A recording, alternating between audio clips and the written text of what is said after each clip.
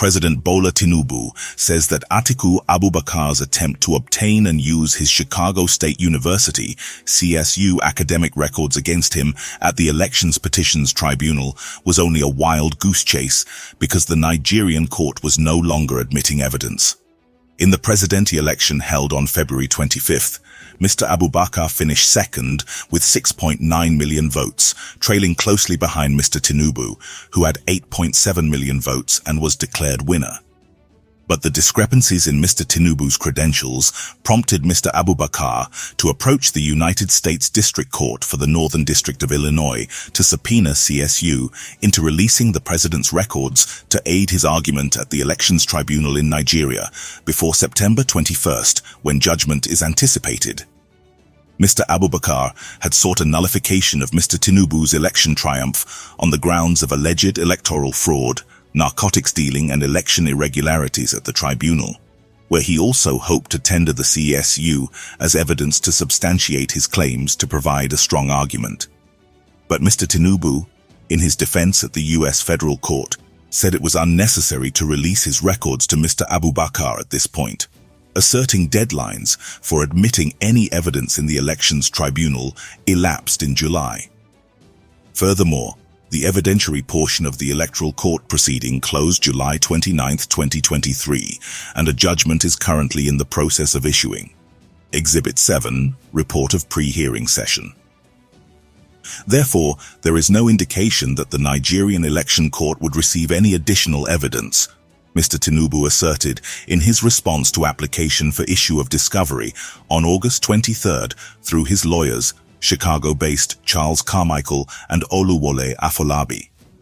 The president implied the case in Nigeria had advanced to the stage where all parties are only awaiting judgment, and any submission of evidence by Mr. Abubakar would only contradict the court's order.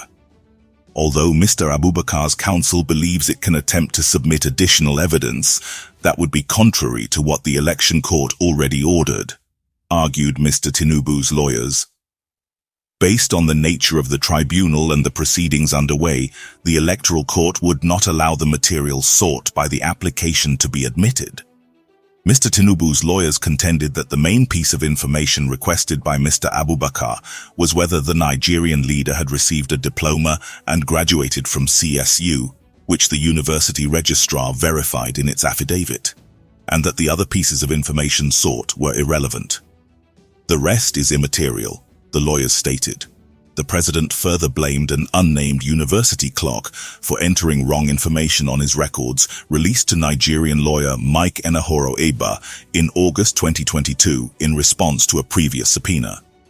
CSU registrar Caleb Westberg corroborated Mr. Tinubu's argument in a sworn affidavit, saying the institution's clerk, whose name was not given, had entered wrong details on Mr. Tinubu's records.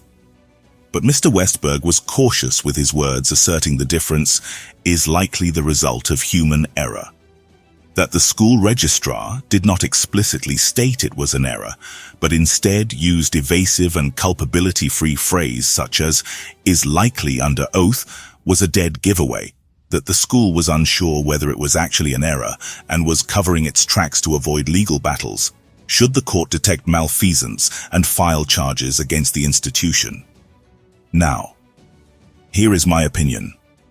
Tinubu's argument, emphasizing the procedural aspects of the case, brings forth an essential question about legal technicalities versus substantive justice. While he might technically be right that the evidentiary portion of the tribunal proceedings closed in July, one cannot help but wonder whether this is truly in the spirit of transparency and fairness, especially when the presidency is in question.